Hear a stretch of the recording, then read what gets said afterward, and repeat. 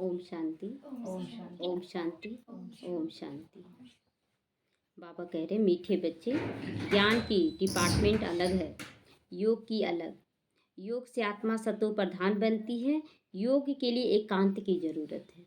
योग के लिए एकांत की जरूरत। एकांत का मतलब क्या हुआ कि एकदम एक की याद में। अकेले ये नहीं कि हम मेरे कमरे में कोई नहीं रहे, हम एकदम अकेले बैठ जाएं, ये नहीं। बाबा कहता अंदर से एकांत एक की याद में टिक जाएं हम, तो एकांत की जरूरत पड़ती है। प्रश्न है, स्थायी याद में रहने का आधार क्या है? स्थायी याद, जो याद कभी ना मिटे, दिन भर 24 घंटे। उत्तर है, तुम्हारे पास जो कुछ भी है उसे पहले भूलो, क्योंकि कुछ ना कुछ याद आता रहेगा। देह, देह की दुनिया, देह का संबंधी सब याद आएगा, उसे भूल जाओ। शरीर भी याद ना रहे, सब ईश्वरीय सेवा में लगा दो। जितना है तुम्हारे पास सब ईश्वरीय सेवा में लगा देना है।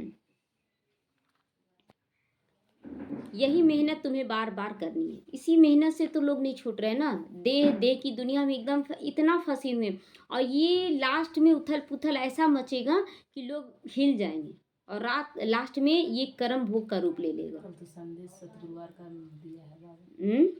सतगुरुवार का संदेश मधुबन से आया है। हाँ, अचानक कब खेल होगा पाठ? अब अचानक होगा नहीं, अभी है ना, पहले देखा जा रहा है। जैसे कि बोला जाता है ना कि कोई व्यक्ति बोला कि हमको भगवान आएगा बचाने के लिए, तभी हम करेंगे। तो भगवान क्या करता है, कभी नाव को भेजता है, कभी किसको भेजता है, कभी किसको भेजता है, लेकिन वो बोले भगवान ही आएगा तो ही हमको करेगा। उसी तरह यहाँ भी बाबा संदेश देने के लिए किसी ना किसी को भेज रहा है कि जाओ उसको ऐसे करो, उसके साथ ऐसा करो, देते जाना है, देते जाना है। अंतिम में तो वो समझेगा ही, कर्म भोग या धर्मराज की सजाओं से सुनेगा ही। तो इस कुर्बानी से याद स्थायी रह सकती है, अगर यही मेहनत करोगे कि देह से भी न्यारा, देहधारियों से भी न्यारा, देह के वस्तुओं से भी न्यारा। तो ये अगर मेहनत करेंगे तो ये कुर्बानी याद को स्थायी बना देगा। तुम बच्चे प्यार से बाप को याद करोगे तो याद से याद मिलेगी, करंट। बाबा कहते ना, आत्मा से परमात्मा जुड़ेगा और करंट मिलेगा। बाबा भी करंट देगा, करंट से आयु फिर बढ़ जाती है, आत्मा एवर हेल्दी बन जाती है, एवर हेल्दी बन जाती है। ओम शांति। अब योग और ज्ञान दो चीजें हो गई। समझना है कि ज्ञान अलग है, योग अलग है। बाप के पास यह बहुत बड़ा खजाना है जो तुम बच्चों को देते हैं। याद और योग और ज्ञान का खजाना बहुत बड़ा चीज है। लोग भक्ति मार्ग में भी याद भी करते थे और ज्ञान भी रहता था, लेकिन जो बाप ज्ञान और योग सिखा रहे वो भक्ति मार्ग में नहीं था। तो हालांकि देखिए, आज भी मंदिरों में जाइए तो बहुत शांति का अनुभव होता है। क्यों होता है शांति का अनुभव? क्योंकि वहाँ जो भी जाएगा ना, शुद्ध वाइब्रेशन से जाएगा। तो बाप को जो बहुत याद करते हैं उनको करंट जास्ती मिलती है। जास्ती याद क्या होता है कि एनी टाइम 24 घंटे एनी टाइम बाबा से हमारा दिल लगा रहे, बाबा की ज्ञान को सिमरन करता रहे कि बाबा आज मुरली में क्या कहा, मुरली के अनुसार हम चल रहे हैं कि नहीं, इस पे ध्यान अटेंशन रहता है। इसको याद कहा जाता है। याद तो भक्ति मार्ग में हरे राम, हरे शंकर, हरे कृष्ण, ये सब जपते रहते हैं, लेकिन बाबा यहाँ बोलता है ज्ञान युक्त याद है। पहले ज्ञान तब याद। तो ज्ञान युक्त याद की बाबा आज मुझे क्या कहा, उसके अनुसार चलना है, तो करंट ज़्यादा मिलती है। यह कायदा है, क्योंकि मुख्य है याद। ऐसे नहीं कि ज्ञान बहुत है इसका मतलब याद करते हैं, नहीं।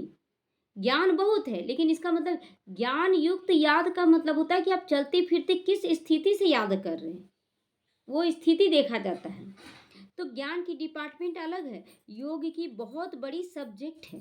ज्ञान तो आप सब सुन ले रहे हैं, सुना भी लेंगे, लेकिन योग का डिपार्टमेंट एकदम अलग है, क्योंकि योग में बहुत अंदर आत्मचिंतन करने का ज़रूरत पड़ता है कि हम एनी टाइम किस स्थिति से याद कर रहे हैं। ज्ञान की उससे कम है, ज्ञान का मास उससे कम है, योग का ज़्यादा है। योग से आत्मा सतो प्रधान बन जाती है, क्योंकि बहुत याद करती है। याद के बगैर सतो प्रधान बनना असंभव है। याद के बगैर सतो प्रधान बनना असंभव। कितना भी आप ज्ञान सुन लिए, सुना लिए, लेकिन बिना ज्ञान युक्त याद के आप सतो प्रधान नहीं बन सकते हैं। तो बच्चे ही सारा दिन बाप को याद नहीं करते तो बाप भी याद नहीं करेंगे। बाबा भी बोलता याद नहीं करेंगे, और याद नहीं करेंगे का मतलब क्या हुआ, करंट नहीं पहुंचेगा, और करंट नहीं पहुंचेगा तो आप समस्याओं में घिर जाते हैं। क्या करें, उलझ के। इसीलिए तो आज बहुत सारे बच्चे ना ज्ञान को छोड़कर चले गए, क्यों इस तरह की परिस्थितियां आ जाती हैं कि उसको लगता है कि ऐसा होता है। भक्ति मार्ग में भी यही होता था, लौकिक में भी झेल कर आए, अलौकिक में भी ऐसा हो रहा है, ऐसा होता है। लेकिन नहीं, यही तो परीक्षा चलता है। कौन था रावण? ब्राह्मण ही था ना। रावण किस भेष में आया? साधु के भेष में आया। ऐसे भी कोई करता है क्या? हाँ, तो इस ढंग से ही आएगा ना।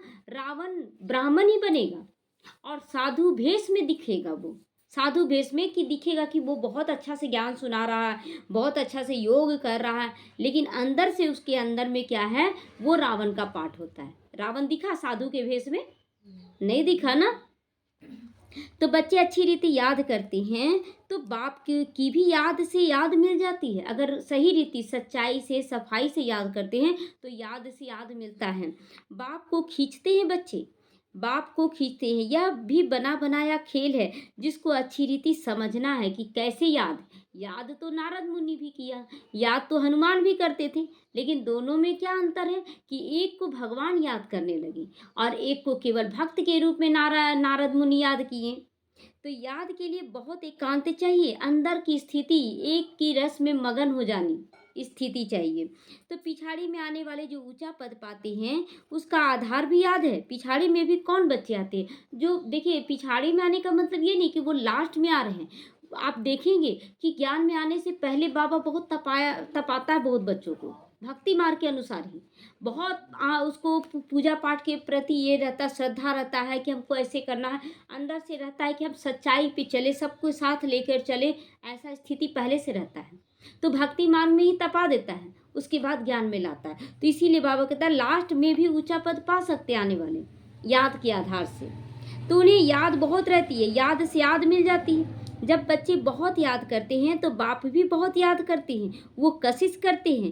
कहते हैं ना बाबा कृपा करो रहम करो, तो इसमें भी याद चाहिए। याद करते तब तो बोल रहे हैं ना, या रहम करो कृपा करो।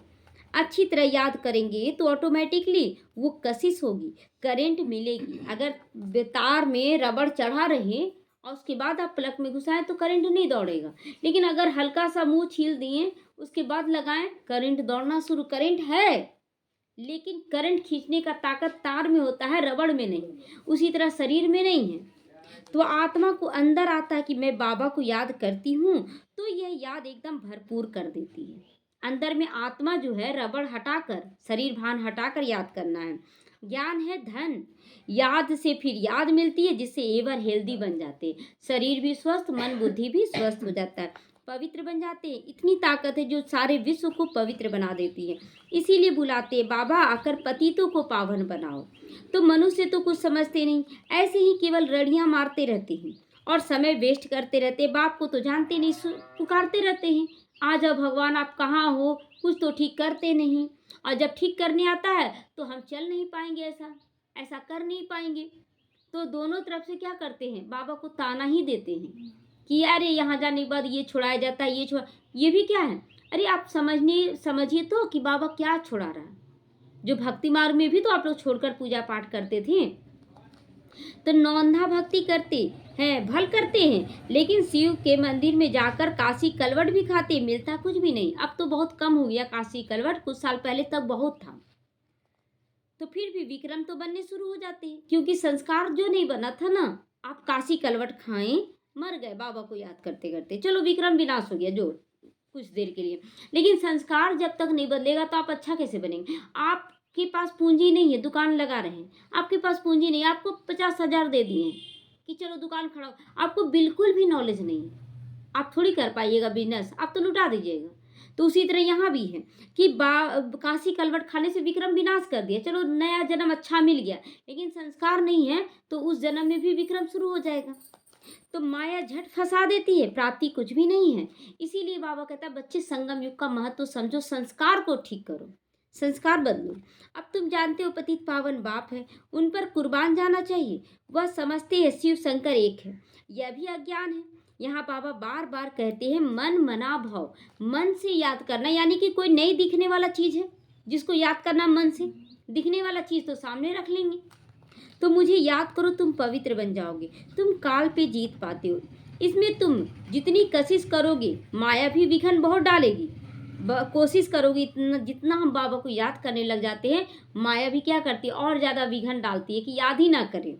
क्योंकि माया समझती है यह बाप को याद करेंगे तो मेरा संग छोड़ देंगे, माया को छोड़ देंगे। क्योंकि जब तुम मेरे बनते हो ना, सबको छोड़ना पड़ेगा, क्योंकि वो निराकार आत्मा है, तो हमें भी निराकार बनना होगा ना। मित्र, संबंधी, धन आदि कुछ भी याद ना आए, ऐसी स्थिति यहाँ बना लो। तो ये स्थिति देख रहे हैं कि सबका नहीं बनेगा, छटाई हो रहा है, ये अभी चल रहा है ऐसा सिचुएशन चारों तरफ कि दिखाया जा रहा कि कौन क्या पद लेगा। उसके बाद छटाई होते होते होते लास्ट में पहुंचेगा, और वही बच्चा पहुंचेगा। जैसे कि बोलते हैं ना कि राजा बनाने के लिए संस्कार देखा जाता है कि वो कितना त्याग तपस्या कर सकता है अपनी प्रजा, अपने राज्य के लिए। तो वो चीज़, वो स्थिति आपको आगे ले जाएगा। ये नहीं कि आप बैठ गए तो आपको मान मिल जाएगा कि हाँ राजा आप बन जाइएगा। बहुत बच्चे यहीं पर सोच रहे हैं हम राजा बन गए, और यहाँ से बैठ गए हैं, ऑर्डर कर रहे हैं, जाओ तुम ये करेगा ये करेगा, मतलब ऑर्डर टाइप का कि वो दास दासी हैं, हम राजा बन गए हैं तो अच्छा है ना, यहीं का राजा बनो। बाबा बोला ना बहुत बार कि भले अभी का राजा बन जाओ, फिर सतयुग में नहीं बनना। तो एक कथा है ना, लाठी भी छोड़ दो, जो लाठी चल रहे हो जिसका सहारा लेकर, वो लाठी को भी छोड़ो, जैसे चलना है एकदम सीधा होके चलो। सब चीजें छुड़ा देते बाबा, परंतु यह कभी नहीं कहते शरीर को भी याद नहीं करो, शरीर को भी याद नहीं करो, परंतु यह कभी नहीं कहते कि शरीर को भी याद नहीं करो। बाप कहते यह शरीर तो पुराना है ना, इसे भी भूलो, इसे भी भूलो, याद भी करो और भूलो भी। बाबा कहता है याद नहीं करो, ये नहीं बोलते हैं। अब शरीर में है तो शरीर तो साथ साथ है ना, लेकिन बाबा कहता है देह भान में इसको याद ना करो। हाँ, इस शरीर का आधार लेकर आप सेवा करो, लेकिन आप ये भी सोचो कि कभी भी शरीर छूट सकता है, तो इसे भी भूलो। भक्ति मार्ग की बातें भी छोड़ दो, यहाँ एकदम सब कुछ भूल जाओ, और जो कुछ है काम में लगा दो। आप जो कुछ भी है, मतलब जैसे शरीर अच्छा है, शरीर को भी काम में लगा देना है। तो शरीर भान में नहीं, आत्मिक भान में शरीर को यूज करना, एक बोलते हैं ना मशीन के रूप में यूज करना है, एक यंत्र के रूप में।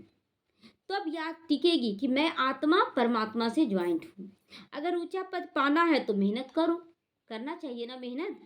शरीर भी याद ना रहे, अशरीरी आए थे, अशरीरी होकर जाना है। बाप बच्चों को पढ़ाते हैं, इनको कोई तमन्ना नहीं है, यह तो सर्विस करते। शिव बाबा को कोई तमन्ना नहीं, ब्रह्मा बाबा को है कि हम तो विश्व का मालिक बनेंगे, तो विश्व का मालिक बनेंगे। कभी ब्रह्मा बाबा यहाँ का मालिक नहीं बना। यहाँ तो बच्चों के साथ, यहाँ तक कि बुखार भी होता था, कोई बच्चा बोला खेलने के लिए तो ना नहीं कर सके, वो खेलने निकल गए कि नहीं बच्चे का दिल ना टूटे। तो यहाँ का राजा, यहाँ तो पिता के रूप में वो बैठे, माता के रूप में बैठे। तो बाप में तो ज्ञान है ना, यह बाप और बच्चे का खेल इकट्ठा चल रहा है। बच्चे भी याद करते हैं, फिर बाबा बैठकर सर्च लाइट देते हैं। कोई बहुत खींचते हैं तो बाप बैठ लाइट देते हैं। जैसे बहुत कोई बच्चा याद कर रहा, कभी कभी आप देखेंगे कि मन व्याकुल हो जाता, कोई याद करता है ना ज़्यादा तो मन व्याकुल होता, कोई तो याद कर रहा है, उस समय लगेगा क्यों मेरा मन नहीं लग रहा बाबा में। तो कोई बच्चा याद करता रहता है कि मेरा तकलीफ है, हम कैसे क्या करें। तो बहुत नहीं खींचते हैं तो यह बाबा बैठ बाप को याद करते हैं। जैसे कोई नहीं खींचा तो फिर बाबा बैठकर याद करते हैं, और नहीं याद आ रहा कि बाबा का, और मन बेचैन हो रहा, तो जरूर कोई ना कोई याद करता है उस समय। तो इस वही चीज बाबा कह रहा है कि जब कोई खींचता है तो फिर बाबा उसको लाइट देता है, और जब नहीं कोई याद करा तो फिर बाबा को ही बैठ कर याद करते हैं, यानी कि ब्रह्मा बाबा शिव बाबा को याद करता है। तो कोई समय किसको करंट देनी है तो नींद भी फिट जाती है उनकी, अब नींद ही नहीं आएगा। कभी कभी रात भर नींद ही नहीं आएगा, नींद लग रहा है कि सो जाए, लेकिन नींद नहीं आएगा।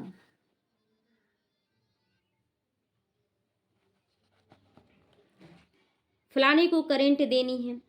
पढ़ाई से आयु नहीं बढ़ेगी, करंट से आयु बढ़ेगी। पढ़ाई से आयु नहीं बढ़ेगी। पढ़ाई में तो आप केवल पढ़ रहे हैं, सुन रहे, सुना रहे हैं, लेकिन जब अपने जीवन में अप्लाई नहीं करें तो उसका कोई वैल्यू नहीं है। तो एवर हेल्दी बनते हो याद से, ज्ञान युक्त याद से। दुनिया में किसी की आयु 125 वर्ष, किसी की 150 वर्ष भी होती है, तो जरूर हेल्दी होंगे ना, तो भक्ति भी बहुत करते होंगे। तो भक्ति में भी कुछ धंधे में झूठ पाप नहीं करेंगे, क्रोध नहीं आएगा। बाबा कहता भक्ति में भी फायदा है, नुकसान नहीं। भक्ति में भी फायदा है, नुकसान नहीं। क्योंकि देखिए भक्ति भी तो श्रद्धा से करते हैं ना लोग। ऐसा थोड़ी है कि ढकोसला नहीं, सब कोई अपनी मन अच्छे से करते हैं। हम लोग भी किए ना भक्ति, तो क्या मन से नहीं करते थे? जब भी बेलपत्र फूल चढ़ाना रहता था दिल से एकदम एक एक करके राम लिखते थे, ओम लिखते थे और एक एक बेलपत्र चढ़ाते थे। और नहीं कहीं चले गए और कुछ नहीं है सामान मांग कर भी कि कम से कम चढ़ा दे, श्रद्धा होता है भक्ति मार्ग में भी। तो जो भक्ति भी नहीं करते उनके मैनर्स अच्छे नहीं होते हैं। भक्ति में भगवान में विश्वास होता है तो मैनर्स थोड़ा सा तो ठीक रहता है। धंधे में झूठ पाप नहीं करेंगे, क्रोध भी नहीं आएगा। भक्तों की भी महिमा है अलग। मनुष्यों को ये मालूम नहीं कि भक्ति कब शुरू हुई। ज्ञान का तो पता नहीं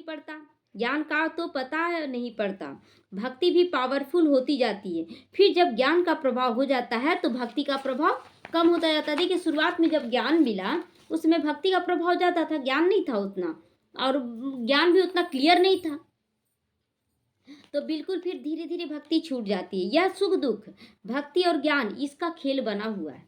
मनुष्य कह देते हैं दुख सुख भगवान ही देते हैं और फिर उनको सर्वव्यापी भी कह देते हैं, लेकिन न दुख सुख अलग, सुख और दुख अलग चीज़ है।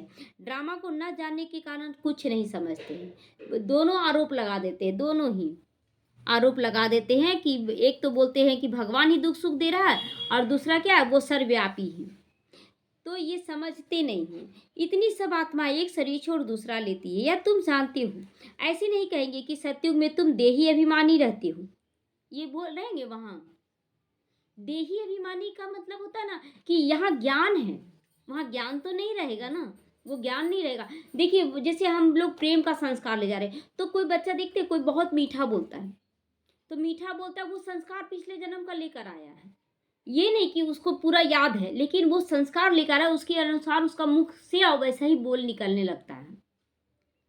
तो यह तो सब बाप सिखलाते हैं, ऐसे देही अभिमानी बनो। यहाँ अपने को आत्मा समझकर बाप को याद करना है। पवित्र बनना जरूर है, वहाँ तो है ही पवित्र सुख धाम ना, तो यहाँ पवित्र जरूर बनना है। सुख में कोई याद नहीं करते, भगवान को याद करते हैं दुख में, तो अच्छा है। बाबा कहता है ना, अच्छा है घड़ी घड़ी अगर दुख भी हो रहा, चारों तरफ समस्या भी आ रहा, तो आप याद बहुत अच्छे से करेंगे। लेकिन अगर सब कुछ जो जो चाह रहे वो मिलता जा रहा, तो आपका अहंकार आ जाएगा, आप याद अच्छे से नहीं कर पाएंगे। तो ड्रामा इतना वंडरफुल मिला है ना, किसी को यहाँ संतुष्ट कर रहा बाबा, और किसी को धैर्यता का, गंभीरता का, रमणीकता का, हर चीज़ का गुण भर रहा बाबा घड़ी घड़ी। तो जिसको तुम ही नंबरवार जानते हो, सारे बच्चे तो नहीं जानेंगे ना ये सब बात कि नंबरवार जानेंगे। यह जो पॉइंट्स लिखते हैं वह भी भाषण के समय रिवाइज करने के लिए लिखते हैं। डॉक्टर वकील भी पॉइंट्स नोट करते हैं ना, तो तुम सबको बाप की मत मिलती है तो रिवाइज भी करना चाहिए भाषण के समय। इसमें तो बाबा की प्रवेशता है, बाप तुमको समझाते हैं तो यह भी सुनेंगे। ब्रह्मा बाबा भी सुनते हैं और शिव बाबा समझाते उनके मुख द्वारा।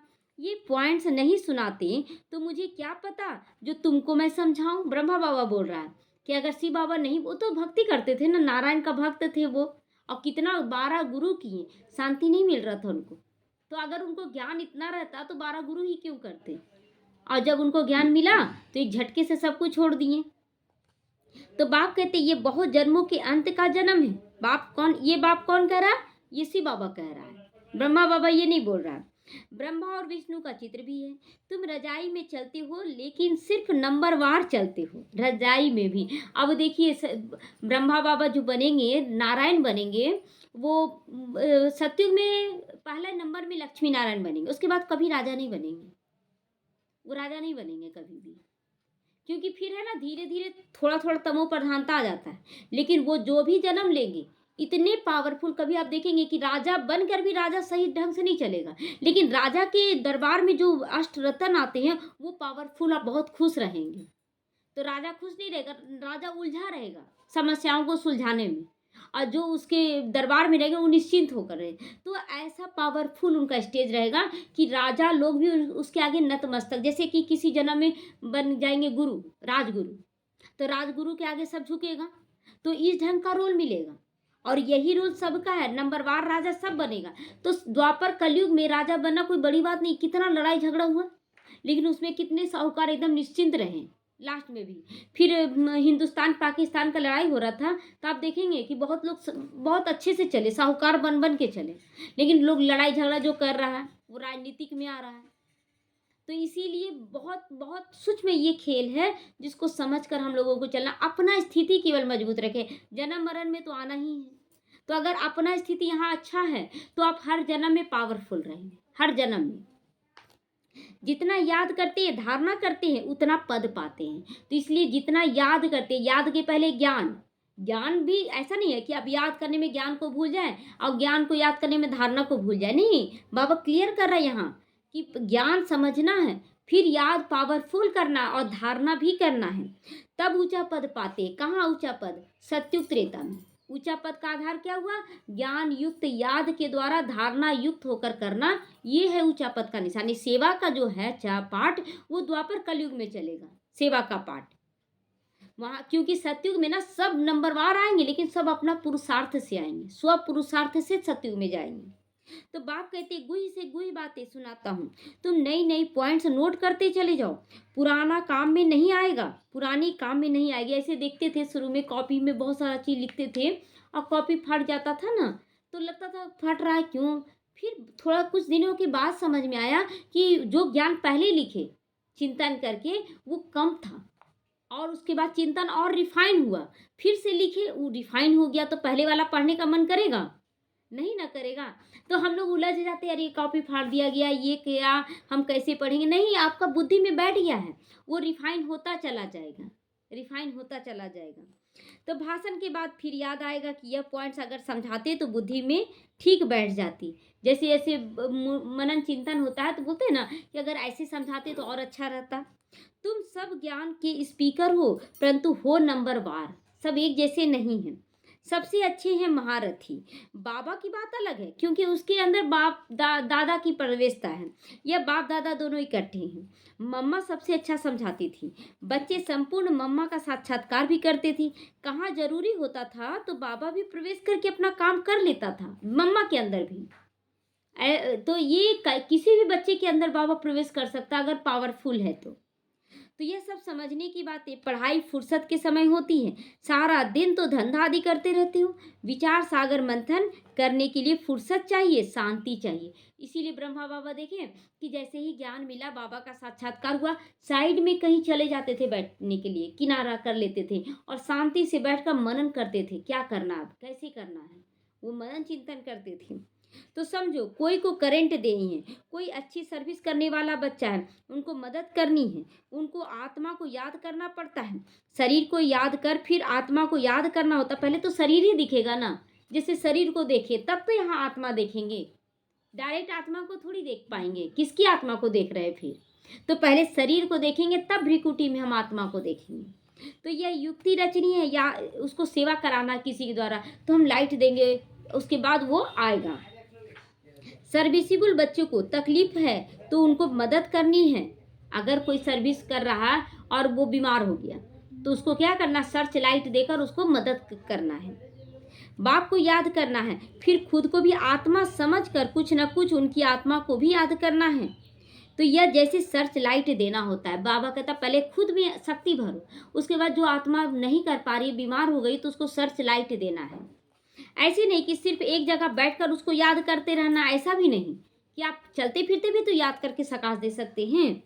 तो चलते फिरते भोजन खाते भी बाप को याद करो। दूसरे को करंट देना है तो फिर रात्रि को भी जागो, अगर दिन भर नहीं फुर्सत मिल रहा है तो रात को भी जाके करो। बच्चों को समझाया है, सवेरे उठकर जितना बाप को याद करेंगे उतना कशिश होगी, बाबा भी लाइट देंगे। बाबा का तो धंधा ही यही है कि बच्चों को सर्च लाइट देना है, यही तो उनका है, क्या काम है बाबा को सूक्ष्म वतन में। तो जब बहुत सर्च लाइट देनी होती है तो बाप को बहुत याद करने लग जाते हैं बच्चे। जैसे सर्च लाइट बाबा को देना है तो यहाँ याद ज़्यादा बढ़ जाएगा कि और ज़्यादा याद करें, चाहे जिस रूप से भी याद करेंगे आपका याद बढ़ जाएगा। बाबा फिर उस समय लाइट देगा, तो नशा चढ़ाता है बाबा ऐसे समय में, तो बाप भी सर्च लाइट देते हैं। आत्मा को याद कर सर्च लाइट देनी होती है, या बाबा भी सर्च लाइट देते हैं। तो फिर इसको कृपा कहो चाहे आशीर्वाद कहो, कुछ भी कहो। लोग बोलते हैं ना कि कैसे बाबा उसको मदद कर रहा है, मदद उसको नहीं कर रहा है, अगर आपके अंदर सच्चाई सफाई है और आप तकलीफ में हैं, अब बाबा मदद करो बाबा, तो वो वहाँ पहुँच जाता आवाज़, और फिर बाबा मदद देना शुरू कर दे, क्योंकि दिल से आवाज़ निकलता है कि हम किस पे हैं बाबा, आपके पास हैं, आपके साथ हैं, तो बाबा फिर मदद देता और वो काम बन जाता है। तो बाबा कहता है इसको कृपा करो, आशीर्वाद कहो। लोग इसमें भी उलझ जाती हैं कि बाबा तो इसको ज़्यादा मदद करते, भगवान पे आरोप लगाने में डरते नहीं हैं, कुछ नहीं सोचते कि भगवान ऐसा कैसे क्यों करेगा, क्यों आपसे दुश्मनी है क्या। लेकिन देखिए इसी से चला है ना, ब्राह्मणों से ही चला ना, कि आज एक माँ के ही बच्चे होते हैं तो एक बच्चा बोलता ना कि उसको ज़्यादा मम्मी प्यार करती है, ये क्यों आ रहा है, यहीं से आया ना। सर्विसिबल बीमार होगा, तरस पड़ेगा, रात को जाग कर भी उसकी आत्मा को याद करेंगे, क्योंकि उनको पावर की दरकार है, कमज़ोर हो गए हैं। याद करते हैं तो उनको रिटर्न में याद मिलती है। बाप का लव बच्चों से जास्ती होता है, बच्चों से जास्ती मतलब जो बच्चा बाबा का श्रीमत पर चलता है, जो बच्चा बर गया है और श्रीमत पे चलो, उस पर तो ज़्यादा रहेगा कि नहीं। घर में भी जो बच्चा हमारी आज्ञा को मानता है, बहुत अच्छे से करता है, उस पर ज़्यादा लगता है नहीं इसको ज़्यादा सेवा का ज़रूरत है, फिर उनको भी याद पहुंच जाती है। बाकी ज्ञान तो सहज है, उसमें माया के विघन नहीं पड़ते हैं। बाबा कहते हैं कि बाकी ज्ञान तो सहज, ज्ञान में विघन नहीं पड़ता। ज्ञान आप जितना भी सुना ले, क्या विघन है इसमें, याद में विघन है या तो फिर धारणा में विघन है। तो मुख्य याद, इसमें विघन पड़ते हैं। मुख्य याद जब करने बैठते हैं, कोई काम याद आ गया तो लोग बोलते हैं ना कि अरे जब भी याद करने बैठते तो ऐसा हो रहा वैसा हो रहा है। बाबा कहता है मुख्य याद, इसमें ही विघन पड़ते हैं। याद से बुद्धि सोने का बर्तन बन जाती है जिसमें धारणा होती है, मतलब जैसे कि याद से क्या होता है, बुद्धि सोने का बर्तन बन जाता है। जितना आप ज्ञान लेंगे उसके बाद याद करेंगे तो आपका मन बुद्धि क्या होता है, स्वच्छ होता चला जाता है। स्वच्छ होगा तो उसमें धारणा, अच्छा खाना धारण हो जाएगा, बुराई निकल जाएगा। तो बाबा कहते हैं जिसमें धारणा होती, कहावत है ना, शेरनी का दूध सोने के बर्तन में ही ठहरता। ये सच है, कोई निकाला होगा ना, ये ऐसे ही नहीं है, केवल कहावत नहीं है, ये सच है। लेकिन हाँ, कोई कौन जाएगा शेरनी का दूध निकालने के लिए, लेकिन कोई शेर पालता है तो करता भी होगा। देखिए यहाँ बार बार मुहावरा आता है, तो बिना सच के नहीं आता है ना कोई भी चीज़। तो ये ज्ञान भी ना उसी की बुद्धि में ठहरेगा जिसका अंतर मन सोने का बन जाता है। तो इस बात के ज्ञान धन के लिए सोने का बर्तन चाहिए। सबको ये ज्ञान धारण नहीं होता। ज्ञान सुनना सुनाना ये बहुतों का काम हो गया आज देखिए मनन चिंतन, लोग एक दूसरे को देख रहे हैं ना, हम भी तो मनन चिंतन कर रहे हैं, हम भी बहुत अच्छा कर रहे हैं। देखिए मनन चिंतन करना बहुत अच्छी बात है, लेकिन आपका प्रैक्टिकल जीवन वैसा दिखना चाहिए कि एक भी आत्मा आपके खिलाफ ना हो। खिलाफ का मतलब ये नहीं कि मतलब बाहर से विरोध करे, लेकिन आप वो मन बुद्धि से स्वीकार कर रही है। आपको ये चीज़ देखना है, मन बुद्धि से स्वीकार कर रही है कि नहीं ये बहुत अच्छा है सब कुछ। तो वह तब होगा जब याद की यात्रा में रहोगे। याद नहीं करोगे तो धारणा भी नहीं होगी। याद के कारण ही आज धारणा नहीं हो रहा है बहुतों का। ज्ञान सुन रहे सुना रहे, धारणा नहीं हो रहा है। तो ऐसे मत समझो कि बाप अंतर्यामी है, कुछ बोला और हुआ। यह तो भक्ति मार्ग में होता था कि बाबा तपस्या कर रहे हैं और भगवान आ गए, दर्शन दे दिए, तथास्तु। यही चीज़ सोच रहे लोग कि यहाँ भी हमको ऐसा ही मिलता चला जाएगा। यहाँ वो बात नहीं है, यहाँ ज्ञान है। तो बच्चा हुआ तो कहेंगे गुरु की कृपा हो गई, अगर नहीं हुआ तो कहेंगे भगवान की भावी, मतलब ईश्वर को आरोप लगा देते हैं, ऐसे गुरु की कृपा और ऐसे भगवान का दोष कि भगवान ही नहीं दे रहा। वाह, रात दिन का नहीं। तो यहाँ से ही चला है। जैसे कि ब्राह्मणों से कुछ योग लगा, ठीक हो गया, आपके योग से ठीक हो गया। और उसके बाद जब नहीं कुछ हुआ, अरे भगवान का मर्जी, भगवान नहीं दे रहा तो क्या करें, हम अपनी तरफ से तो कर ही रहे हैं, ये भी है। तो सारा कुछ ब्राह्मण जीवन से ही भक्ति मार्ग स्टार्ट हुआ है। तो रात दिन का फर्क है ना। तुम बच्चों को ड्रामा का राज तो बाप अच्छी रीति समझा रहे हैं, अच्छी रीति समझाए हैं।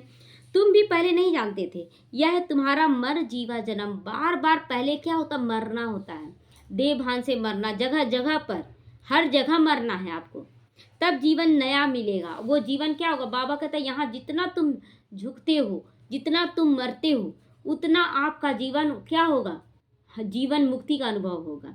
और सारे लोग आपके पास झुकेंगे। इस जीवन में झुकने का है हर जगह। देखिए आर्य समाजी लोग जब बुलाया था तो ब्रह्मा बाबा भी गया था ना, बैठा था ना वहाँ, और हर तरह का इंसल्ट किया गया, लेकिन बाबा एक शब्द नहीं बोला गलत, एक शब्द नहीं बोला। तो अभी तुम जानते हो हम देवता बन रहे हैं, तो देने वाला संस्कार आना है कहीं भी।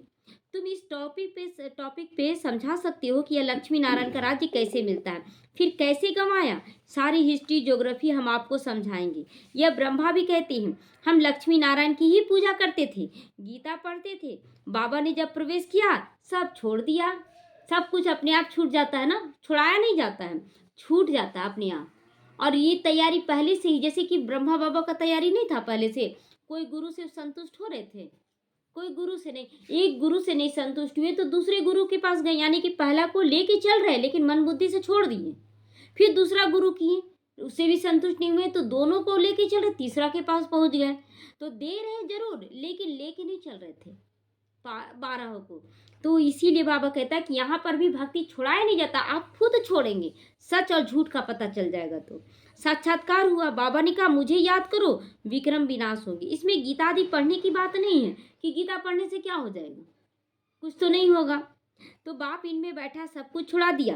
कभी शिव का दर्शन करने मंदिर में नहीं गए थे, कभी शिव का दर्शन, वो लक्ष्मी नारायण के पुजारी थे, और कभी शिव बाबा का दर्शन करने के लिए मंदिर तक नहीं गए थे ब्रह्मा बाबा।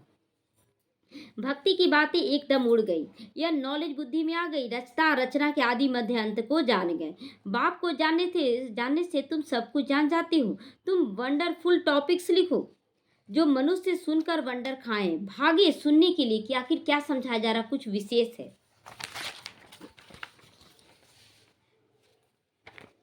मंदिर में जाकर कोई से भी पूछो, यह लक्ष्मी नारायण विश्व के मालिक थे तो और कोई धर्म नहीं था, भारत ही था। फिर तुम सत्य को लाखों वर्ष कैसे कह सकते हो, जबकि कहते क्राइस्ट से 3000 पहले पैराडाइज था।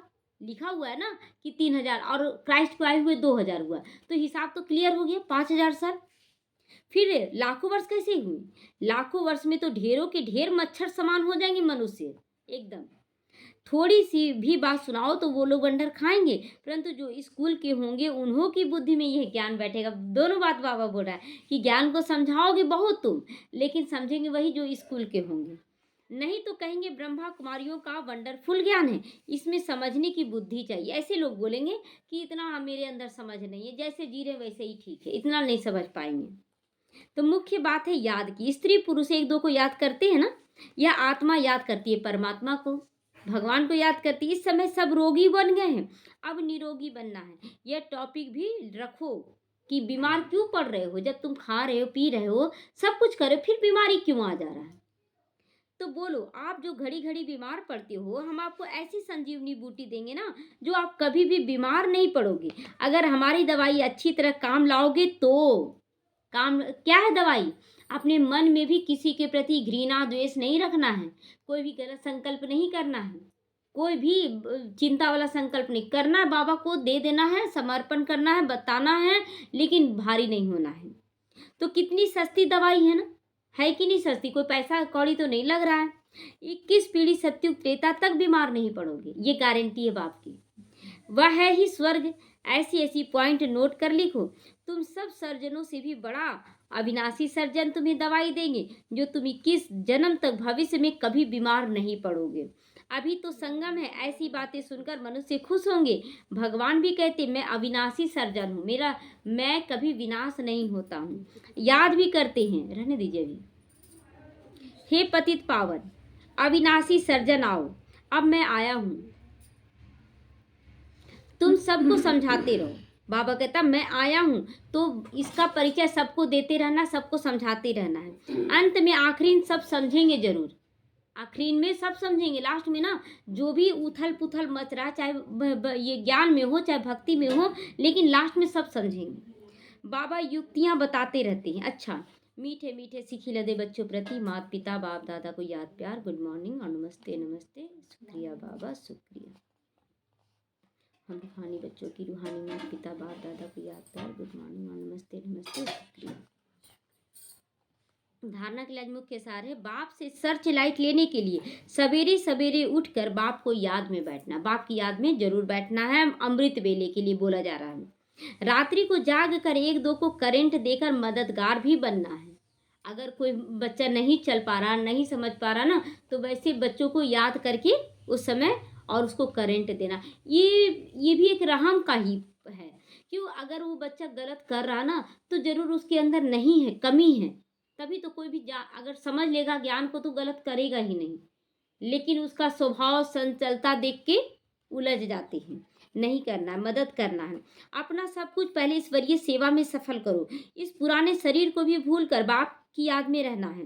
पूरा कुर्बान जाना है, पूरा कुर्बान, तन मन धन संबंध हर तरह से कुर्बान जाना है। देही अभिमानी रहने की मेहनत करनी। शरीर में रहते हम क्या हैं, देही हैं। कभी भी हम उड़ जा सकते हैं, निकल जा सकते हैं। वरदान है स्वदर्शन चक्र द्वारा माया के सभी चक्रों को समाप्त करने वाले माया जीत भव। स्वदर्शन, अगर अपना दर्शन कर रहे हैं तो माया का जो चक्र, देखिए जैसे कि युद्ध में आप हैं और चारों तरफ से लोग घेर लिया तो कुछ देर के लिए तो आप अभी स्थिर रहेंगे ना। स्थिर मन में तुरंत विचार चलेगा ना क्या करना चाहिए इस समय।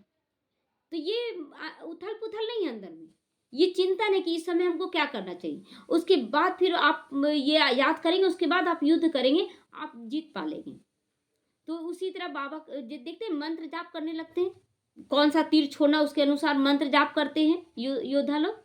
जो कौरव पांडव का युद्ध में होता था, राक्षस और इसमें युद्ध होता था। तो उसी तरह हम लोगों को भी जब समस्या आता ना तो एकदम बाबा से सर्च लाइट लेना है कि इस समय क्या करना चाहिए। तो